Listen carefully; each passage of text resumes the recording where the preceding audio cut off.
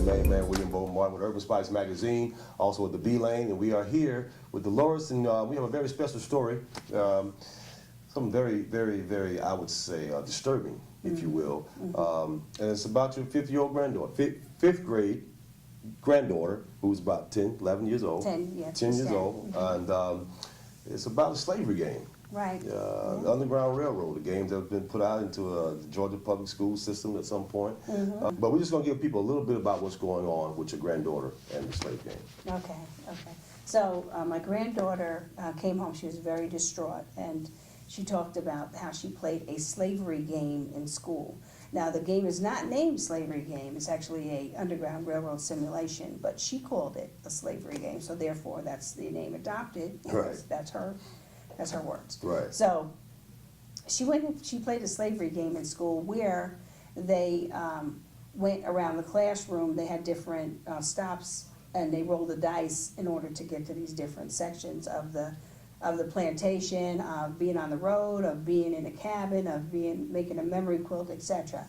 But they rolled the dice to go to each one of these sections. What made my granddaughter upset was that she went back to the plantation 6 times, and her teacher embellished on the game. So this is not in the curriculum of the game. This is what the teacher embellished and said, if you go back to the plantation, you will be beat because you don't like your work. Now, I mean, think about that. I mean, of course you have. How did that make you feel as a grandparent, young black child, dealing with slavery? I mean, it's 2016. Right. You know, she's come home distraught, upset, because she's not a slave. She's not a slave. She's not a slave. So why should she have to play a game that reminds her? She can't really know about slavery. She understands slavery because we teach her about the good and the bad of our history. Right. So she does understand slavery. She understands more than most black children probably would. That's why she internalizes so much, and that's the reason when the teacher, who is an authority figure, said to her that she was going to be beat when she went back to the plantation, and showed her that famous picture of the gentleman with all of the stripes on his back.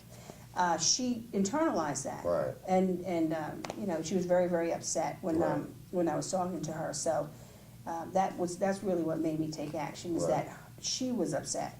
You said take action. Speak a bit about the action that you've taken and what kind of progress you've made. Right.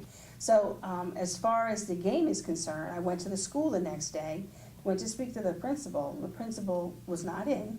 The vice principal was in the building, but she was in a training.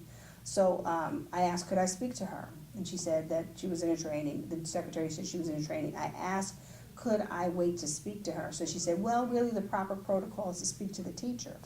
I went to speak to the teacher. The teacher had no remorse for playing the game. In other words, she didn't say sorry. She didn't show me that she was upset with it.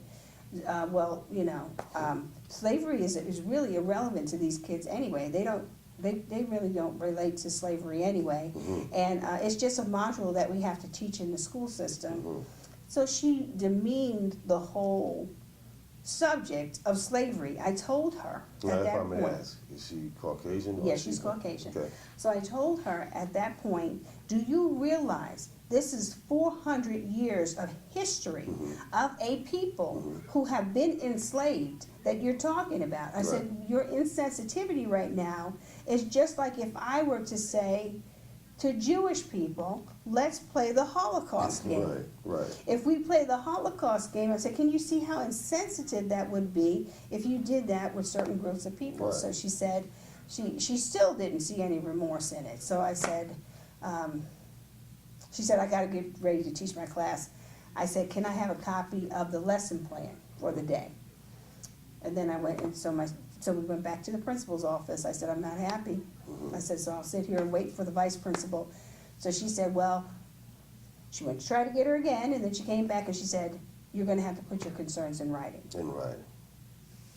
So this is what we're dealing with. There's no accountability on the part of the school whatsoever. So you asked me to put it in writing, so I put it in writing not only to you, but I put it in writing to the news, and I put it in writing to the Department of Education, and I put it in writing to the school board, and I put it in writing to about 40 other people. So where are we now? Is the game still around? Or? So the game has been taken down. The teacher actually purchased the game online.